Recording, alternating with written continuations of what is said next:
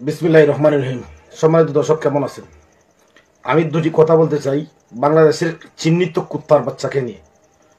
আপনারা জানেন বাংলাদেশের ডক্টর ইউনূস, জঙ্গি ইউনূসের একটি কুত্তার বাচ্চা আছে। এই কুত্তার বাচ্চার নাম হলো নাহিদ। এই কুত্তার বাচ্চা নাহিদ বলছে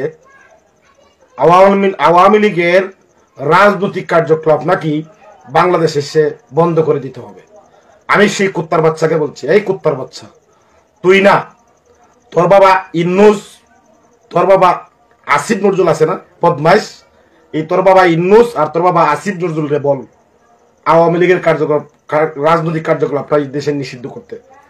কুত্তার বাচ্চারা তোদেরকে মন হইতেছে কি জানোস, পিটাইতে পিটাইতে পিঠের চামড়া উঠাই দেওয়ার।